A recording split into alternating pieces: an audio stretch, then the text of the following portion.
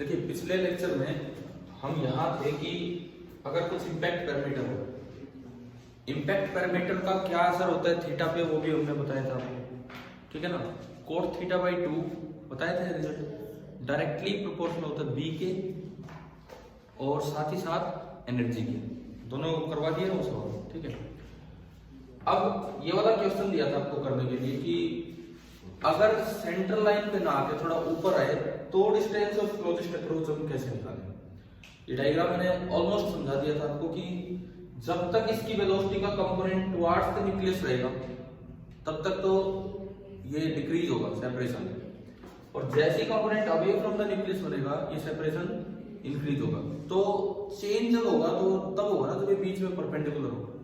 इसका मतलब उस वक्त मिनिमम सेपरेशन होगा जब ये वेलोसिटी जो है ये इसकी लाइन के क्या हो जाए, परपेंडिकुलर हो जाए, तो उस वक्त ये मिनिमम सेपरेशन होगा।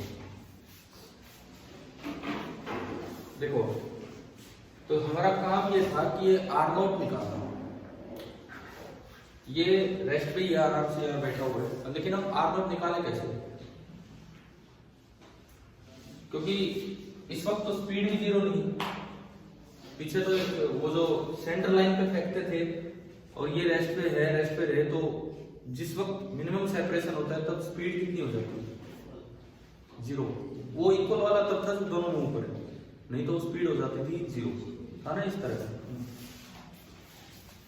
अब देखो आप करके लाएंगे, याद ही आया होगा, कई बार ऐसा ही होता है, ज्यादातर बार ऐसा होता है कि याद ही यहाँ क्या आता है कि इस तरह का काम है। देखो तो अब देख लो एटलीस्ट यहाँ पे ना दो अननोन ऐड हो गए मेरे पास।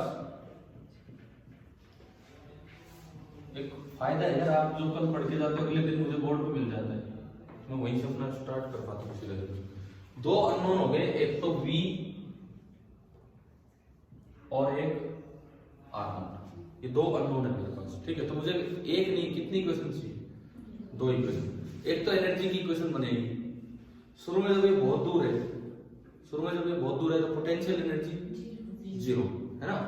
मैं एनर्जी कंजर्वेशन लगाना चाह रहा हूं इसमें, तो जब ये बहुत दूर है तो potential energy initial zero. Kinetic energy अगर इसकी स्पीड u है, मास 4m है, तो काइनेटिक एनर्जी कितनी होगी, half into 4m into u का स्क्वायर, या फिर डायरेक्टली दे रखा हो इतने मेगा इलेक्ट्रॉन वोल्ट का अल्फा पार्टिकल जा रहा है तो वो पुट कर देंगे, ठीक है। बराबर इस वक्त पोटेंशियल एनर्जी कितनी, के होता है 1/4 पाई एप्सिलॉन नॉट, q1 इसका चार्ज Ze, q2 उसका चार्ज अल्फा का चार्ज 2e, ठीक है, डिवाइडेड बाई R0 जो हमारी है distance of closest approach, plus और क्या आएगा, और क्या आएगा साथ में काइनेटिक एनर्जी। तो इसकी जो काइनेटिक एनर्जी होगी वो आपकी है इस वक्त हाफ इंटू m इंटू, एक इक्वेशन तो बनानी है ना आपको, ठीक है ना। ये m का मतलब है 1 mu, अच्छा ये मैंने m रख दिया यहाँ पे, m की यहाँ पे जो मास आएगा that is 4m into v। अब बताओ एक इक्वेशन समझ आई क्या, क्या बनाई है, ये तो उसमें भी बनी थी, लेकिन मुझे एक और इक्वेशन चाहिए, वो कहां से लाऊं मैं, क्योंकि वेरिएबल तो अननोन तो दो हो गए इसमें, v और मोमेंटम कंजर्वेशन नहीं लगेगा, एंगुलर मोमेंटम कंजर्वेशन लगेगा, क्यों लगेगा ये बताओ, नहीं कोई रीजन तो होना चाहिए ना, कैसे दिमाग में है। सुनो, ये न्यूक्लियस इसको अपनी तरफ अट्रैक्ट करेगा या इसको रिपेल करेगा, रिपेल करेगा, दोनों पॉजिटिव चार्ज है। तो जो अट्रैक्टिव या रिपल्सिव फोर्स होते हैं वो along the line joining both the particles होते हैं, ठीक है, यानी कि एक सेंट्रल फोर्स है, सेंट्रल फोर्स का टॉर्क जीरो होता है। जैसे धरती सूरज के चारों तरफ घूमती है तो अर्थ पे सन अपना ग्रेविटेशनल अट्रैक्टिव फोर्स लगाता है, तो उसका टॉर्क कितना होता है, जीरो। क्यों, क्योंकि टॉर्क का फॉर्मूला था R क्रॉस F, आर इससे उसको ज्वाइन करने वाली लाइन, तो एफ भी उसी के अलोंग है, चाहे उधर हो, थीटा है तो जीरो होगा 180, यानी कि इन सेंट्रल फोर्सेस का टॉर्क कितना होता है, जीरो। टॉर्क का फॉर्मूला हम +1 में पढ़ते हैं dl/dt, तो अगर टॉर्क जीरो है तो dl/dt जीरो, यानी कि L एंगुलर मोमेंटम क्या रहेगा, कांस्टेंट। ठीक है, यानी कि अगली चीज by angular momentum conservation, because force is central. ये इसलिए लग पा रहा है क्योंकि जो फोर्स है वो सेंट्रल फोर्स है। अच्छा, क्या इक्वेशन बनेगी एंगुलर मोमेंटम कंजर्वेशन की? ये तो चल ही नहीं रहा, खाली वही चल रहा है, इनिशियल एंगुलर मोमेंटम। देखो P into r perpendicular, P into r perpendicular, ये होता है एंगुलर मोमेंटम। ठीक है, इसका P कितना, 4mu मोमेंटम, और इसकी लाइन ऑफ मोशन की परपेंडिकुलर डिस्टेंस वो ये है इंपैक्ट पैरामीटर। तो जो इनिशियल एंगुलर मोमेंटम होगा वो होगा 4m into u into b. ये एंगुलर मोमेंटम +1 का एक पार्ट है जो हम यहाँ यूज कर रहे हैं। ठीक है ना, इसका लीनियर मोमेंटम है 4mu, और ये जो इसकी line of action, line of motion बनेगी, उसकी न्यूक्लियस से परपेंडिकुलर डिस्टेंस कितनी है, b बराबर। बाद में भी यही काम करना है। इस जगह इसका लीनियर मोमेंटम कितना हो गया, 4mv, और उसकी जो लाइन ऑफ एक्शन है उसकी परपेंडिकुलर डिस्टेंस कितनी है, r0 है ना। तो कितना बनेगा 4m into v into r0, 4m से 4m कैंसिल, तो यहां से v आ गया u into b by r0, और अब ये उसमें पुट करके आप वहां से क्या कैलकुलेट कर सकते हो, r0 करने की जरूरत नहीं है, कर लेंगे, मतलब कोई सवाल आएगा तो इस तरह से हो जाएगा। Equation number 1, equation number 2, put v in equation 1 and get r, बस ये तरीका है इसमें। ठीक है, नोट कर लो आप, उससे आगे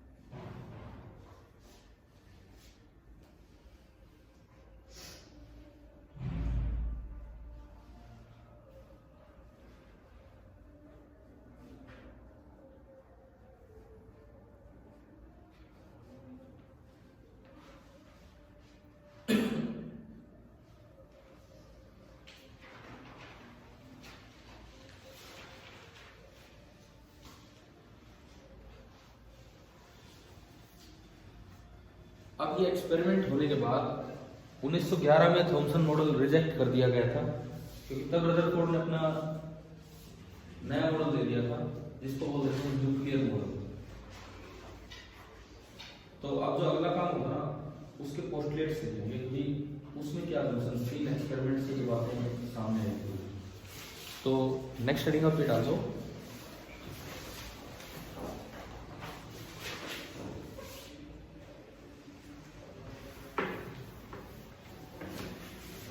मुझे लगता है अल्फा रे स्कैटरिंग एक्सपेरिमेंट में क्या क्या आ सकता है, क्या वो समझ आ गया आपको? एक बार न्यूक्लियर मॉडल पे जाने से पहले जस्ट फॉर रिवीजन पर्पस दो बातें आपसे पूछता हूँ, इधर देखिए डायग्रामेटिकली और कुछ नहीं। ये न्यूक्लियस है, सबसे पहली बात दो अल्फा पार्टिकल आ रहे हैं सेम एनर्जी के, एक का बी कम है, एनर्जी ई है, और दूसरे का बी ज्यादा है और एनर्जी हम बोल रहे हैं कि ई है। एनर्जी आपने सेम ली, दूसरे का बी ज्यादा है और एनर्जी हम ई ही ले रहे हैं, तो तब किसमें डिफ्लेक्शन कम होगा, किसमें ज्यादा होगा? नीचे वाले में, नीचे वाले में ज्यादा होगा। ये जो बी कम होगा, पता यही तो पढ़ा था हमने कि भाई इसमें तो स्कैटरिंग ज्यादा होगी, ठीक है, और जो दूर से जा रहा है उसमें तो बहुत ही कम होगा। पहले बताओ ये डायग्राम आ गया क्या समझ? ठीक है। दूसरी बात, अगर बी सेम लो, दूसरा पॉइंट ये है कि मैं अगर बी सेम लूं,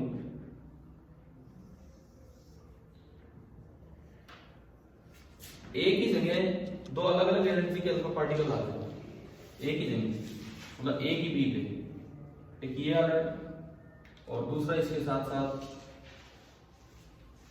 सेम बी पे एक और जा रहा है। मैं कहता हूं इसकी एनर्जी ज्यादा है और इसकी एनर्जी कम है। इंपैक्ट पैरामीटर दोनों का बी है, मतलब किसमें डिफ्लेक्शन ज्यादा होगा, किसमें कम होगा? जिसकी एनर्जी कम है उसमें ज्यादा होगा। तो हमने माना E1 में एनर्जी कम है, इट मींस जो 1 वाला होना है, E1 वाला, उसमें तो डिफ्लेक्शन ज्यादा होगा। यहां था ये B1 वाला, ये था B2 वाला, अब B तो सेम है, तो E1 वाले में डिफ्लेक्शन ज्यादा होगा और जो E2 वाला है उसमें डिफ्लेक्शन कम होगा। कम से कम ये डायग्रामेटिकली भी बात दिमाग में रहनी चाहिए कि क्या है। अच्छा, रिलेशन जो थे वो भी हमने अलग से देख लिए। यहां तो देखा था कि जो कोट θ/2 है वो प्रोपोर्शनल है बी के, अगर ई सेम हो। यहां देखा था कि जो कोट θ/2 है वो प्रोपोर्शनल है ई के, अगर बी सेम। ठीक है ना? ये तो मतलब मैं कल वाला काम ही रिवाइज किया है, लिखने की जरूरत है तो लिख लो, नहीं तो कोई नहीं। फिर हम रदरफोर्ड के मॉडल पे चले जाएंगे, क्या है क्या नहीं।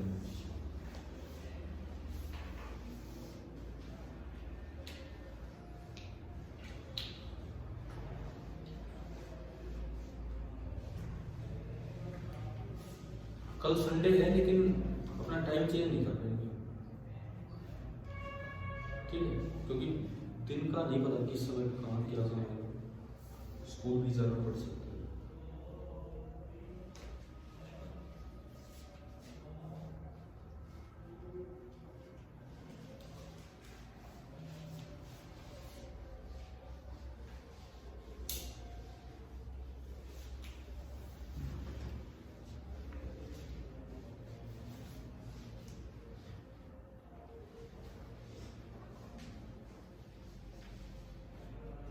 आज आप छुट्टी में, कल का पेपर है, वो है तो आज कोई नहीं है, हो गया।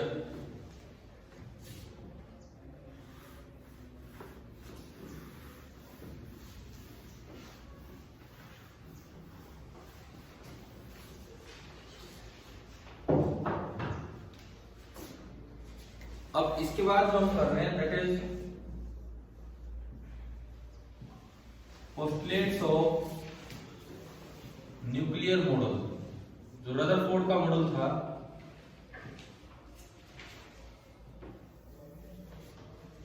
उसके क्या पोस्टुलेट्स हैं उस पर हम चलते हैं। लगभग इसी एक्सपेरिमेंट से ही चीजें निकली थी, और वैसे आपने पढ़ भी रखा है। क्या रदरफोर्ड ने क्या मॉडल दिया था? एटम का साइज सेम माना था जो थॉमसन ने दिया। थॉमसन ने कितना दिया था? 10⁻⁻10 मीटर। कई लोग सोचते हैं कि थॉमसन ने तो साइज ही नहीं दिया एटम का, थॉमसन ने दिया था और थॉमसन ने इतना ही बताया था, ठीक है। तो रदरफोर्ड ने एटम का साइज सेम माना, लेकिन एक बड़ा बदलाव ये कर दिया था कि जो थॉमसन ने पूरा ऑक्युपाइड बताया था एटम, उसने पूरा ही खाली बता दिया। न्यूक्लियस एक छोटी सी चीज मान ली जो कहां बैठी हुई, बिल्कुल सेंटर पे। क्या मैंने पीछे कभी किसी क्लास में न्यूक्लियस की डेंसिटी का जिक्र किया है?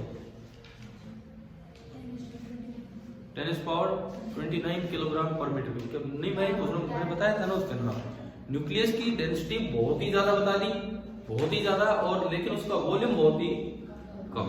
तो ये एक नया मॉडल था। अच्छा, इसमें ये बोला गया कि गैप के बाद इलेक्ट्रॉन घूम रहे, घुमाना एक नेसेसिटी थी, जरूरत थी। अगर नहीं घुमाते तो दिक्कत क्या आती? अगर यूं कह देते कुछ गैप पे इलेक्ट्रॉन रखा है तो रखा ही नहीं रह सकता, क्योंकि एक साइड आपने सारा पॉजिटिव चार्ज कर दिया, बीच में एक साइड इलेक्ट्रॉन, तो रखा नहीं रहेगा। स्टेबल इक्विलिब्रियम में थे थॉमसन मॉडल में, बताया था ये वहां पे। थॉमसन मॉडल में इलेक्ट्रॉन स्टेबल इक्विलिब्रियम में थे, क्योंकि उसके चारों तरफ बराबर सा बंटवारा था पॉजिटिव चार्ज का, और वो नेट फोर्स 0। लेकिन रदरफोर्ड मॉडल में तो न्यूक्लियस एक साइड है, इलेक्ट्रॉन एक साइड, तो क्या फोर्स 0 है उस पे? नहीं है। तो अगर आपने नहीं घुमाया तो वो अंदर आके गिर जाएगा उसमें। तो इसलिए जरूरी था उसको घुमाना, ताकि जो फोर्स लगे वो जस्टिफाई हो कि ये तो सेंट्रीपिटल फोर्स का काम कर रहा है, इस वजह से ये घूम रहा है। ठीक है, ये 2-3 बातें हैं, ये लिख लीजिए इसके पोस्टलेट्स फटाफट। पहला point, the atom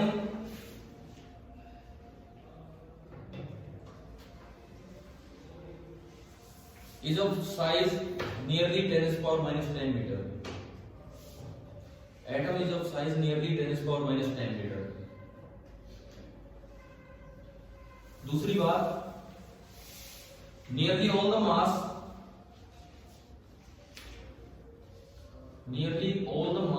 of an atom, nearly all the mass of an atom resides in its, reside मतलब रहना, RESIDES, resides in its very small silent nucleus.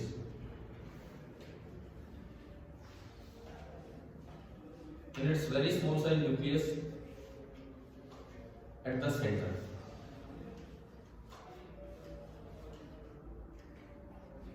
ठीक है, अगली चीज, द एटम इज न्यूट्रल। इसने भी माना था कि एटम न्यूट्रल है।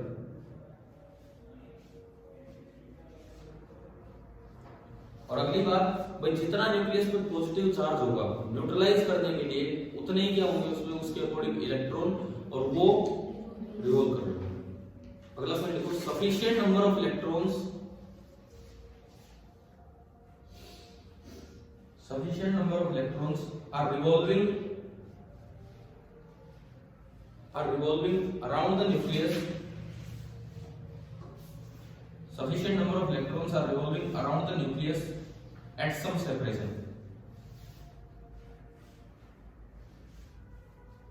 Sufficient word क्यों यूज किया है? उसको न्यूट्रलाइज करना है। ठीक है, न्यूक्लियस में जितना पॉजिटिव चार्ज है, एटम में उतना ही ना, इलेक्ट्रॉन्स पे टोटल उतना ही नेगेटिव। ये एक नंबर का सवाल आ जाता है बोर्ड में कई बार कि क्यों घुमाया था इसको, क्यों घुमाया था, इसका रीजन लिखे होगा। अगर नहीं घुमाते इलेक्ट्रॉन को तो इलेक्ट्रॉन न्यूक्लियस में गिर जाता। अब घुमा दिया तो वो जो फोर्स लग रहा है वो जस्टिफाई हो गया कि वो किसका काम कर रहा है, सेंट्रीफ्यूगल का। ये पॉइंट, एक लास्ट पॉइंट लिख दो, the revolution of electron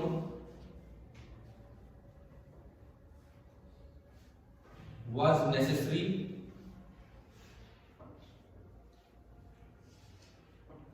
otherwise they would fall into the nucleus. Revolution of electron was necessary otherwise they would fall into the nucleus. नहीं तो न्यूक्लियस में गिर जाते हैं।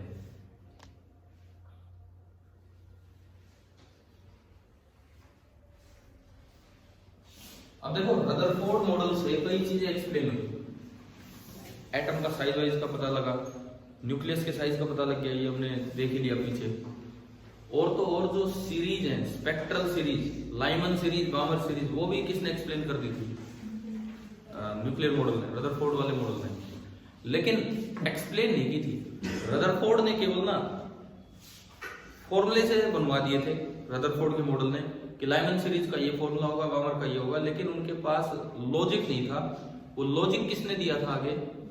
बोर ने, नील्स बोर ने। तो आपकी जो एनसीईआरटी बुक की सीक्वेंस है उसमें 2 बार ये काम आता है। एक बार रदरफोर्ड के टाइम के फॉर्मूले, इंपेरिकल फॉर्मूले उन्हें बोलते हैं, और दूसरी बार बोर मॉडल के टाइम की एक्सप्लेनेशन। हम 2 बार नहीं करेंगे, उसको बार बार कौन लाएगा, उसको सीधा बोर मॉडल में ही करेंगे, जहां पे एक्सप्लेनेशन वाली बात आएगी। एक बार अपनी बुक खोलना, एनसीईआरटी खोलना, लाए हो तो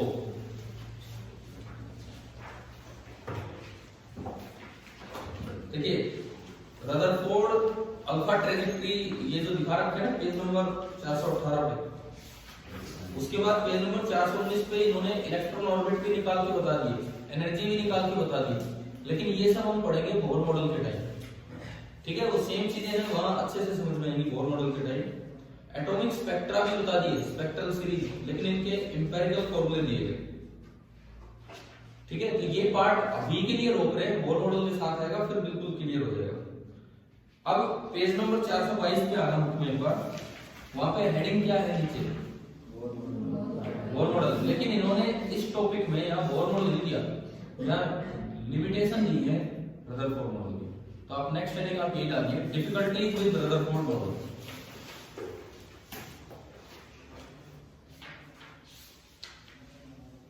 difficulties with Rutherford model.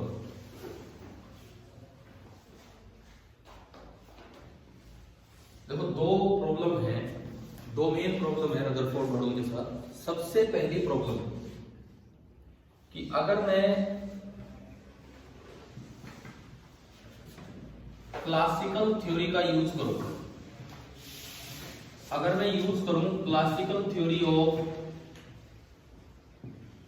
Electromagnetism जो मैक्सवेल ने दी थी, तो वो यूं कहती है कि चार्ज हो और एक्सेलरेशन हो तो उससे क्या बाहर आनी चाहिए, ईएम वेव्स, एनर्जी बाहर आनी चाहिए।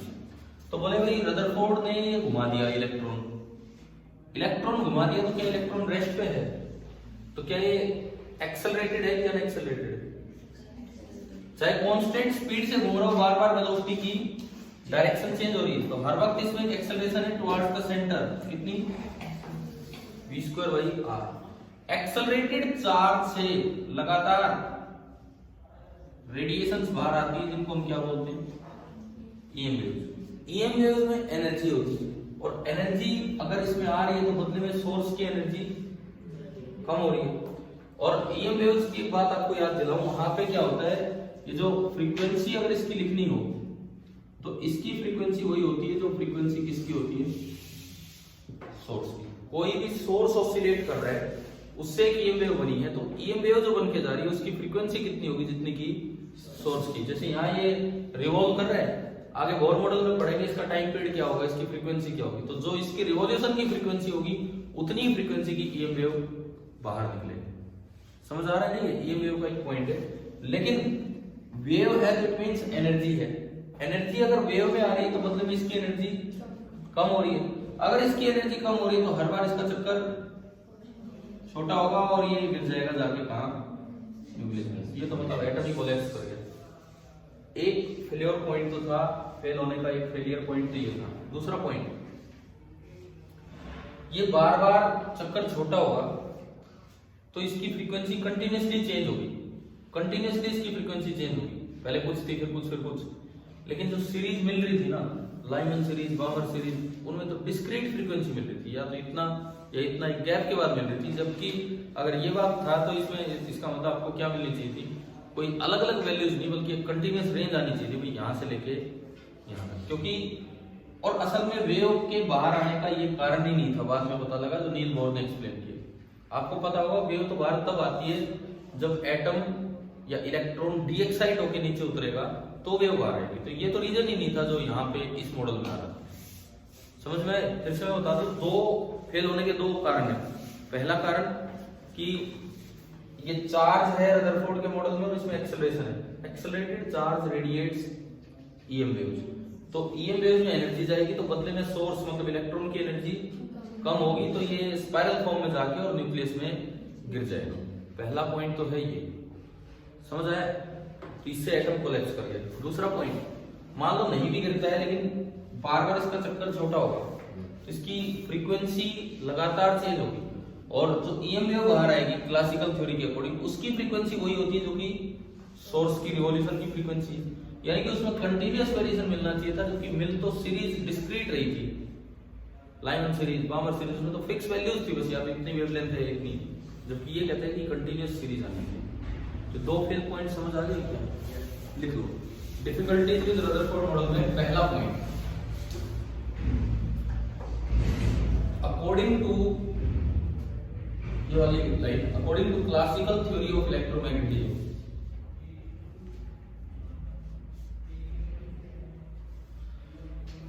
according to classical theory of electromagnetism, an accelerated charge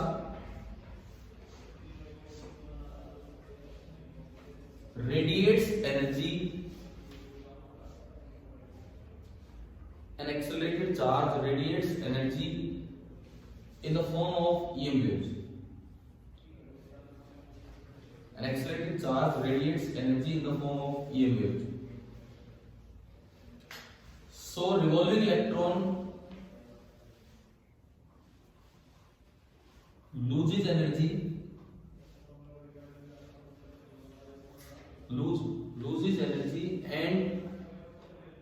and it must fall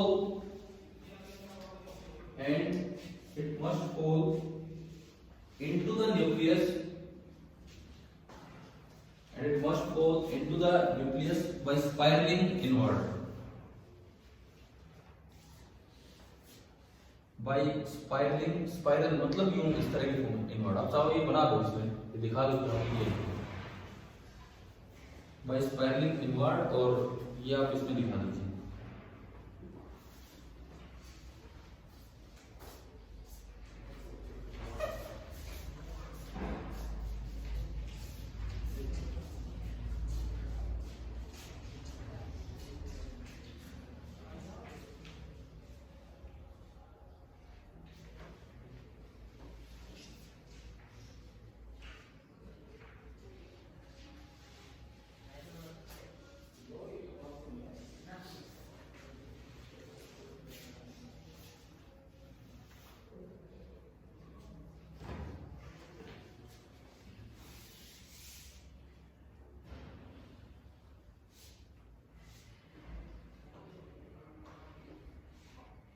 और दूसरा पॉइंट क्या बताया था इसके फेल होने का?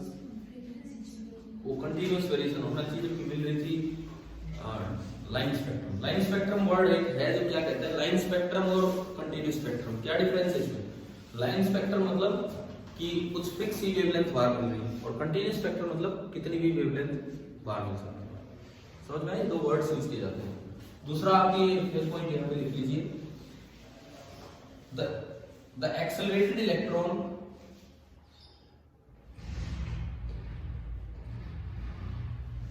must emit continuous spectrum. The accelerated electron must emit continuous spectrum, but line spectrum was observed. लेकिन जो मिला था वो लाइन स्पेक्ट्रम था। अब ये रदरफोर्ड मॉडल, कुछ चीजें मैंने छुड़वा दी इसमें अभी। कौन कौन सी? एक तो लाइमन बामर ये सीरीज, स्पेक्ट्रल सीरीज, क्योंकि यहाँ लॉजिक नहीं है, यहाँ केवल एम्पिरिकल फॉर्मूला है, लॉजिक आ जाएगा। दूसरा इलेक्ट्रॉन ऑर्बिट, यहाँ से अच्छा बोर मॉडल में पढ़े, दो बार पढ़ने की जरूरत नहीं। अब अगले 5 मिनट के लिए एक बार ये बताओ कितने बच्चों के पास एनसीईआरटी बुक है यहाँ? 1 2, चलो एक यहाँ होगी, एक मतलब है ना, अरेंज कर दोगे। एक्सरसाइज में चलिए, एक्सरसाइज जस्ट बिल्कुल पहला सवाल, पेज नंबर कितना है? हाँ वो आप निकाल लो। एक्सरसाइज का बिल्कुल फर्स्ट क्वेश्चन आप देखिए। एक तरह से वो कंपैरिजन है इन दो मॉडल्स के बीच में, थॉमसन और रदरफोर्ड। देखो ध्यान से करना है, आंसर भी नहीं देखने, आंसर लास्ट में देखने। कितने पार्ट है इसमें पहले सवाल में? 5। तो पांचों पार्ट में एक तरह से अच्छा कंपैरिजन हो जाएगा, और जो ऑप्शन दिए ब्रैकेट में उनमें से छांट के आपको लिखना है। फर्स्ट पहला पढ़ो, आप पढ़ो, एक बार पढ़ लो। ये लिखता है ए पार्ट में, the size of atom, size of atom की बात कर रहे हैं। थॉमसन मॉडल ने कितना साइज दिया था?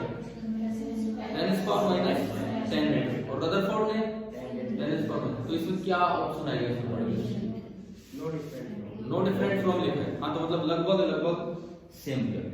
चाहो तो टिक कर सकते हो अपनी किताब में, अरे बाद में देख लेंगे आंसर, पीछे क्यों घबरा रहे हो, नहीं भी करना हो तो कोई बात नहीं। नो डिफरेंट फ्रॉम आया कि नहीं आया समझ में, कैसे सवाल बनेगा। सेकंड दूसरा, इन द ग्राउंड स्टेट, मतलब जब एक्साइटेड स्टेट की बात नहीं कर रहे, the electrons are in stable equilibrium while in this the electrons always experience a net force. मतलब कौन से मॉडल में तो इलेक्ट्रॉन स्टेबल इक्विलिब्रियम में है और कौन से थॉमसन वाले में तो स्टेबल इक्विलिब्रियम में है, और रदरफोर्ड वाले में उसके सेंटर की तरफ लगातार एक फोर्स लग रहा है। समझ आ रहे ना तो ये कैसे करते हैं। तीसरा देखिए, थर्ड ये लिखता है क्लासिकल एटम। भाई क्लासिकल एटम क्या है, जिसको डांस आता है क्या होता है क्लासिकल एटम, क्या होता है क्लासिकल एटम का मतलब ये है जो क्लासिकल थ्योरी ऑफ इलेक्ट्रोमैग्नेटिज्म को फॉलो करे।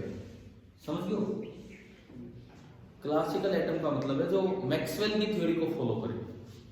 तो अब इसमें पढ़िए क्या लिखता है, क्या ऑप्शन है। नेक्स्ट क्या है, पॉइंट नंबर 4 था, an atom has a nearly continuous mass distribution, और एक में हाईली नॉन यूनिफॉर्म। कौन से मॉडल में एटम को नियरली कंटीन्यूअस मास डिस्ट्रीब्यूशन दिया गया, थॉमसन। और नॉन यूनिफॉर्म, बहुत ज्यादा नॉन यूनिफॉर्म रदरफोर्ड में, क्योंकि उसमें सारा ही तो मास कहां बैठा दिया, सेंटर पे, फिर खा लिए, फिर जरा सा मास बाहर है। इसका मतलब ये कंपैरिजन दिमाग में है तो अच्छे से सवाल हो पा रहे हैं सारे, ठीक है। आखिरी part last, e the positively charge part of the atom possess most of the mass. मतलब कौन सा मॉडल ऐसा है जिसमें ज्यादातर मास पॉजिटिव चार्ज के पास दिया है। थॉमसन मॉडल में तो माना ही है कि पॉजिटिव चार्ज का स्फीयर है। क्या रदरफोर्ड मॉडल में भी सारा का सारा मास पॉजिटिव चार्ज को दे रखा है। साइज ही तो छोटा किया उसका वो, लेकिन डेंसिटी तो बहुत ही ज्यादा है। मतलब इलेक्ट्रॉन का मास तो नेग्लिजिबल है, वहां भी सारा का सारा मास किसको दे रखा है, न्यूक्लियस को। न्यूक्लियस का कैसा चार्ज होता है, पॉजिटिव। क्या इसमें कोई बोथ वाला ऑप्शन है। आगे समझ, एक बार अपने आंसर पीछे मैच कर लो, आंसर देख लीजिए पीछे में क्या है क्या नहीं।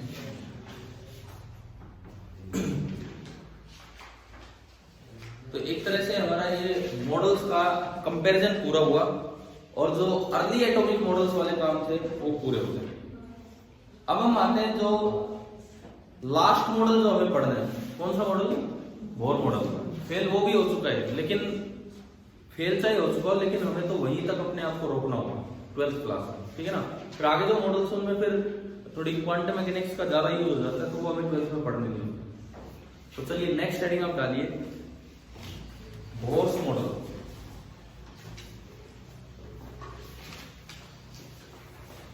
नेक्स्ट जो पॉइंट है that is Bohr's model.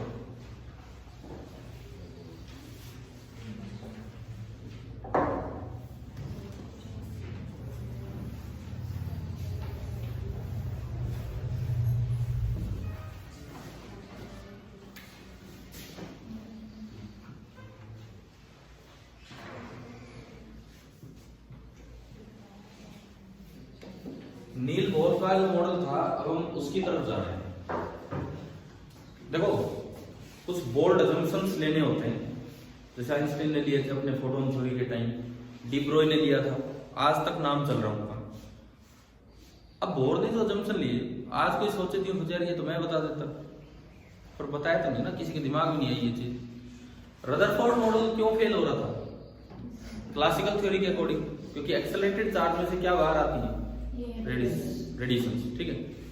Bore ने यार देखो कैसा अजम्पशन दिया, ये बोले कि भगवान ने कुछ ऐसे चमत्कारी ऑर्बिट बना रखे हैं कि बाकी हर जगह क्लासिकल थ्योरी वैलिड है, लेकिन उन पर्टिकुलर रेडियस में जब इलेक्ट्रॉन घूमेगा तो क्लासिकल थ्योरी वैलिड नहीं है। मतलब अब ये तो एक अजीब सा अजम्पशन है ना कि भाई भगवान ने ऐसे ऑर्बिट बना दिए, लेकिन और कोई रास्ता नहीं था और लोगों को मानना पड़ा कि हाँ सच में ऐसा ही हो रहा है। कुछ स्पेशल रेडियस है, जैसे 0.529 एंगस्ट्रॉम एच एटम के पास, उतने रेडियस में अगर इलेक्ट्रॉन घूमेगा तो एनर्जी बाहर नहीं आएगी, और वहां पे मैक्सवेल की थ्योरी वैलिड नहीं है, बाकी हर जगह वैलिड है।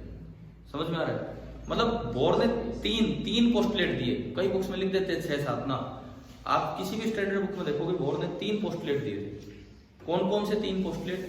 एक में स्टेशनरी ऑर्बिट का कॉन्सेप्ट दिया, दूसरे में स्टेशनरी ऑर्बिट को डिफाइन किया in terms of angular momentum quantization, और तीसरे में ट्रांजिशन की बात की कि ऐसा नहीं है कि वो स्टेशनरी ही है, वो ट्रांजिशन हो सकता है, एक से दूसरे में इलेक्ट्रॉन आ जा सकता है, इस तरह का है। तो ये जो बोर मॉडल है इसके अंदर बड़ा प्रॉपरली आप हेडिंग डाल के चलना। सबसे पहले आता है फर्स्ट पोस्टुलेट। शुरुआत में 3 पोस्टुलेट्स ही आने, सबसे पहले आएगा फर्स्ट पोस्टुलेट, और इसकी हेडिंग डाल दो concept of stationery states.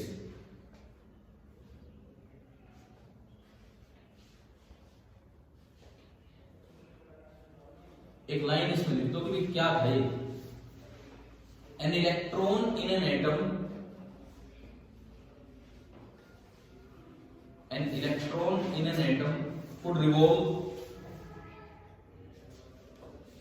could revolve in certain stable orbits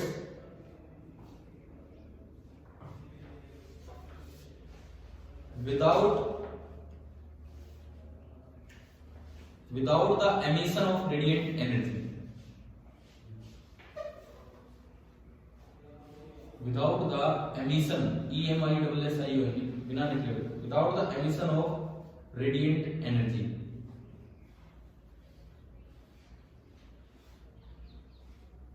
ये वही पहला पोस्टुलेट था कि इन्होंने बोला कुछ ऐसे स्पेशल रेडियस के ऑर्बिट बने हैं, कुछ ऐसे स्पेशल रेडियस के ऑर्बिट बने हैं जहां पे एनर्जी ना फिक्स होगी। जैसे एच एटम की मैं बात करूं, अभी निकालेंगे ये वैल्यूज आगे चल के, ये इसका न्यूक्लियस है। तो जो पहला ऑर्बिट बताया गया एच एटम के लिए, ये हम कैलकुलेट भी करेंगे बोर मॉडल के अकॉर्डिंग, उसका रेडियस दिया गया 0.529 एंगस्ट्रॉम। एंगस्ट्रॉम मतलब 10⁻⁻10। और ये बोला गया यहां जब इलेक्ट्रॉन घूमेगा, इस ऑर्बिट में जब इलेक्ट्रॉन घूमेगा तो उसकी एनर्जी बाहर नहीं निकल रही, मतलब उसकी एनर्जी फिक्स है, घूमते घूमते उसकी एनर्जी फिक्स है, और वो एनर्जी बताई गई -13.6 इलेक्ट्रॉन वोल्ट। फिर दूसरा ऑर्बिट बताया गया इससे 4 गुना रेडियस पे, एक बार 4 से मल्टीप्लाई करके बताओ कितना आ रहा है। 4 9 36, 4 8 2 8 3 11, 4 5 20 और 1 21, इतना ही आ रहा है क्या? 2.116 एंगस्ट्रॉम।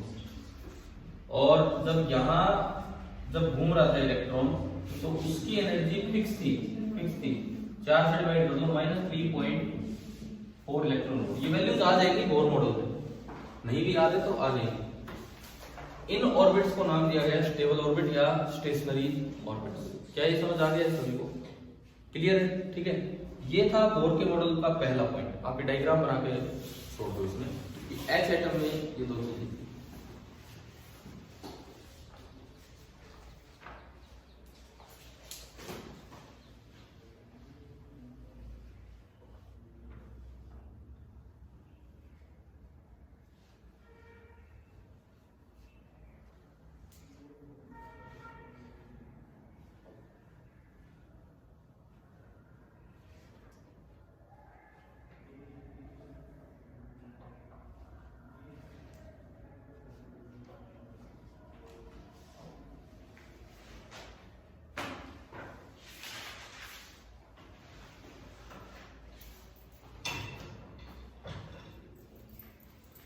नेक्स्ट आप लिखना सेकंड पोस्टुलेट।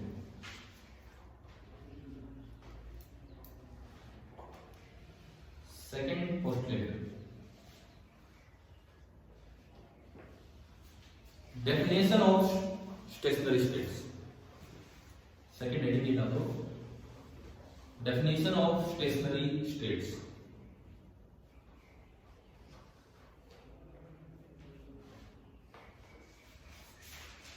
अब ये बड़ा आर्बिट्रेरी सा पॉइंट था जिसकी एक्सप्लेनेशन 10 साल बाद डी ब्रोय ने दी। ये यानी मॉडल लगभग 1913 का है और डी ब्रोय ने तो 1924 में 11 साल बाद अपनी एक्सप्लेनेशन दी। समझ रहे हो, मतलब इस तरह से काम चला है। 1913 में बोर ने अपनी बात रखी, 1924 में जाके डी ब्रोय ने एक्सप्लेन किया। लेकिन ये पॉइंट बहुत अजीब था, पता नहीं कैसे बोर के दिमाग में आया, बाद में मैटर वेव से एक्सप्लेन हुआ। क्या था दूसरा पॉइंट कि स्टेशनरी ऑर्बिट की डेफिनेशन क्या है, कौन से ऑर्बिट स्टेशनरी होते हैं? बोले वो ऑर्बिट स्टेशनरी होते हैं जिनमें घूमते हुए इलेक्ट्रॉन का एंगुलर मोमेंटम क्वांटाइज हो, इंटीग्रल मल्टीपल हो एक फैक्टर का h/2π का। इसी को बोर्स क्वांटाइजेशन प्रिंसिपल भी बोल देते हैं, इसी पोस्टुलेट को। ठीक है ना, यही होता है बोर्स क्वांटाइजेशन प्रिंसिपल। आप लिख सकते हो इसके ब्रैकेट में, जो आपने अभी हेडिंग डाली है इसके ब्रैकेट में आप लिख सकते हो bourse quantization principal.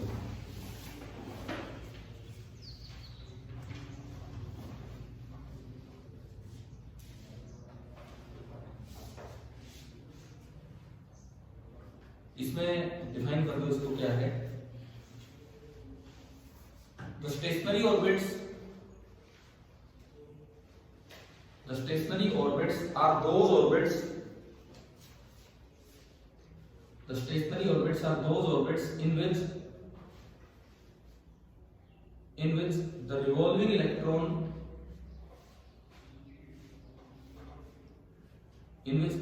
electron has angular momentum.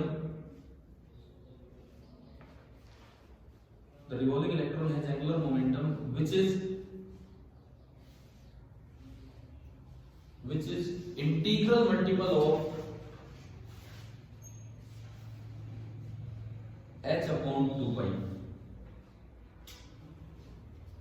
h आपका प्लैंक्स कांस्टेंट। और इसका डायग्राम, इसको अगर एक्सप्लेन करें कि क्या है,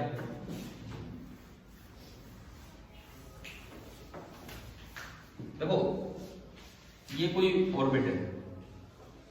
सपोज मैं कहता हूं this is nth stationery orbit. अगर nth स्टेशनरी ऑर्बिट है तो इसका मतलब n को आप बोल रहे हैं कि n इस ऑर्बिट का क्या है, क्वांटम नंबर पढ़े हमने। तो जो ऑर्बिट का नंबर होता है उसी को क्या बोलते हैं, प्रिंसिपल क्वांटम नंबर। ठीक है ना। अब यहां जो इलेक्ट्रॉन घूम रहा होगा, सपोज उसका मास है m, स्पीड है v और इस ऑर्बिट का रेडियस है r, तो जो एंगुलर मोमेंटम होगा mvr that is n times h/2। ये वो ठीक है।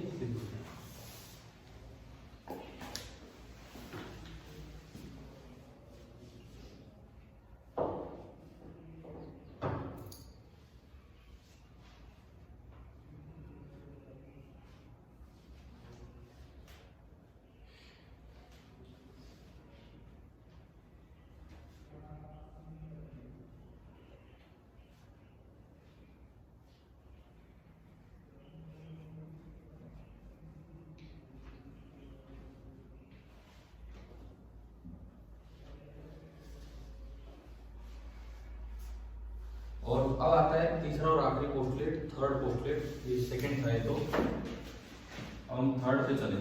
थर्ड पोस्टुलेट याद रखना भाई, बोर्ड में 3 ही पोस्टुलेट दिए थे और ये सीक्वेंस भी याद रखना कौन कौन से हैं। अब हम थर्ड पोस्टुलेट पे आते हैं। तीसरे पोस्टुलेट में दरअसल बोर्ड ने ट्रांजिशन वाली बात बताई। तो थर्ड पोस्टुलेट की हेडिंग डाल दो, ट्रांजिशन ऑफ इलेक्ट्रॉन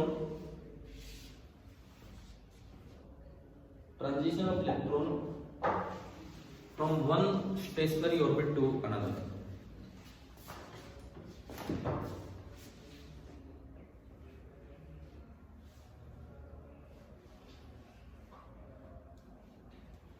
और इसमें बहुत ने क्या बताया था कि जब भी किसी हायर ऑर्बिट से लोअर ऑर्बिट में इलेक्ट्रॉन उतरेगा तो फोटोन बाहर एमिट होगा और उस फोटोन की जो एनर्जी होगी वो उन दोनों की एनर्जी डिफरेंस के बराबर होगी। तो ईएम वेव वाला कॉन्सेप्ट उसने हटा दिया। जो मैक्सवेल वाला कॉन्सेप्ट कह रहा था कि रिवॉल्यूशन की जो फ्रीक्वेंसी होगी वही फ्रीक्वेंसी बाहर आएगी ना, ऐसा नहीं है। जब वो रिवॉल्व कर रहा है उस समय तो फ्रीक्वेंसी बाहर आएगी नहीं, मतलब एनर्जी बाहर आएगी नहीं, वो तो जंप करेगा एक से दूसरे में, तब जाके ये सब बाहर आ रहा है। ठीक है, तो ये देखो आप तीसरा पोस्टुलेट इसका लिख लीजिए। when an electron jumps from higher energy state to lower energy state, when an electron jumps from higher energy state to lower energy state, a photon is emitted. A photon is emitted whose energy is equal to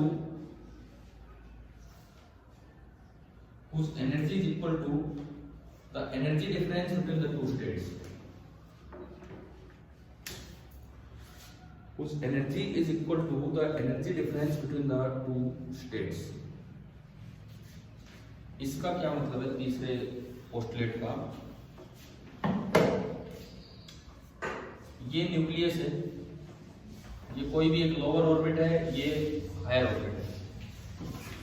मान लो जब electron यहां घूम रहा था तो उसकी energy थी ई initial, लेकिन उसने ना जंप किया यहां से यहां, तो उसकी एनर्जी होगी कितनी? ई फाइनल। इस जंपिंग के दौरान यहां से लाइट बाहर आती है, रेडिएशंस बाहर आती है। अब रेडिएशंस को आप पार्टिकल की तरह भी देख सकते हो। इसने फोटोन का नाम लिया था, मतलब आइंस्टाइन वाली थ्योरी को भी इसने यूज किया था। तो एक फोटोन बाहर आ रहा है, फोटोन की एनर्जी क्या होती है? एच न्यू, अगर इस ईएम वेव की फ्रीक्वेंसी न्यू है तो, और एच न्यू बराबर होगा, इनिशियल एनर्जी ज्यादा होगी, फाइनल कम होगी, तो एच न्यू बराबर होगा ई इनिशियल माइनस ई फाइनल। ये इनकी तीसरे पोस्टुलेट की equation.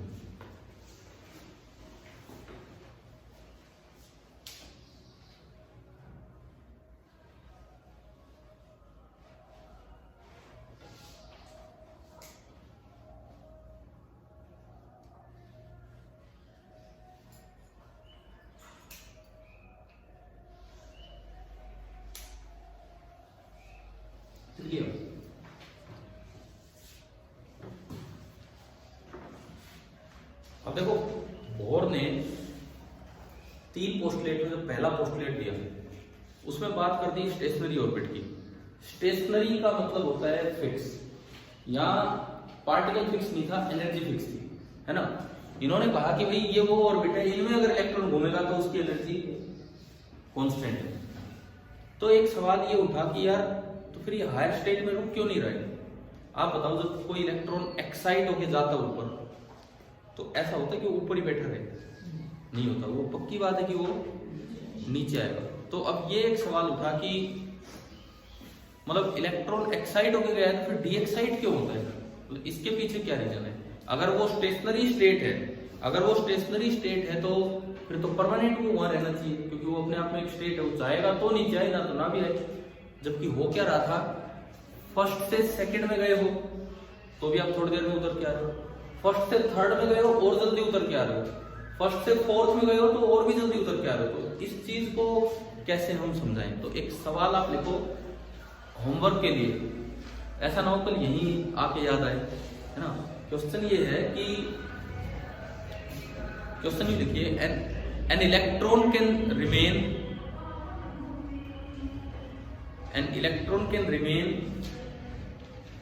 in the ground state for a very long time.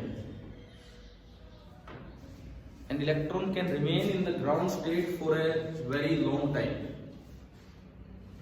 but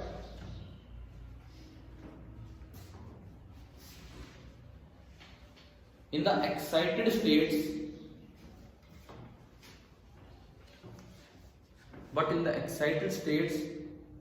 for a very short time.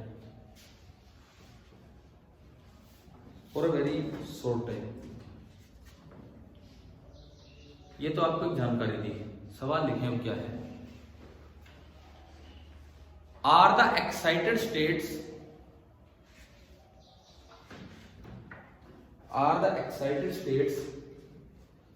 Stationery और नॉट?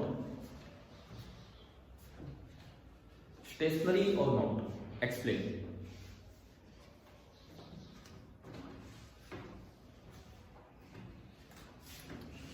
मैं एक बार सवाल फिर से क्लियर कर देता हूँ। ग्राउंड स्टेट में कितनी देर बैठा रह सकता है इलेक्ट्रोड? मैं इस सवाल में एक जानकारी आपको और दे गया था। फर्स्ट एक्साइटेड स्टेट n=2 में अगर उछल के गया है तो थोड़ी देर में नीचे आएगा, 3 पे गया है तो और भी जल्दी, 4 पे गया तो तुरंत नीचे आएगा। मतलब तो क्या वो स्टेशनरी स्टेट नहीं है क्या? जैसे बोर्ड ने तो कहा वो स्टेट स्टेशनरी है, तो फिर चक्कर क्या है? अगर स्टेशनरी वर्ड यूज किया तो जितनी देर ग्राउंड स्टेट में रहे उतनी देर बाकी में भी रहना चाहिए। ठीक है, ये तो आपका होमवर्क है केवल किस पे, जो पहला पोस्टुलेट था उसके ऊपर। फर्स्ट पोस्टुलेट यही तो कह रहा है कि कुछ स्टेशनरी स्टेट है और वहां एनर्जी फिक्स होती है। ठीक है, दूसरा पोस्टुलेट क्या था हमारा? अभी कुछ लिखना नहीं है, बस इधर सुनो। दूसरा पोस्टुलेट क्या था हमारा? स्टेशनरी स्टेट्स की डेफिनेशन। ये ऐसे सवाल आ सकता है बोर्ड में कि हम स्टेशनरी स्टेट को डिफाइन कैसे करते हैं। तो डिफाइन करने में फर्स्ट नहीं, कौन सा पोस्टुलेट काम आएगा? सेकंड, कि स्टेशनरी स्टेट्स वो होती हैं जो कि जहां पे घूमते हुए एंगुलर मोमेंटम इलेक्ट्रॉन का क्या रहे? कंजर्व रहे। तो दूसरे पे भी एक सवाल लिख लो भाई, कैसे? थोड़ी जगह तो रखो। सुनो, ये क्वेश्चन हुआ है, छोड़ो मैं लिखवा नहीं रहा, दूसरा आपको वैसे बता देता हूँ। आपको करना क्या है, एक और काम, क्योंकि पहले हम ये एक्सप्लेन करेंगे कल, फिर दूसरे पे चलेंगे। दूसरा काम आपको ये करना है, मैटर वेव का कॉन्सेप्ट करके, चलो एक पेज छोड़ के लिख लो आप। वो जो एक जहां भी क्वेश्चन चल रहा है ना, वो आधा पेज एक पेज उसके बाद छोड़ के लिख लो आए सवाल।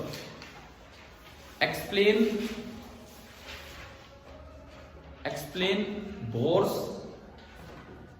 Quantization principle. समझ गए ना कौन सा वाला? Second, explain Bohr's quantization principle by using matter waves. Explain Bohr's quantization principle by using matter wave.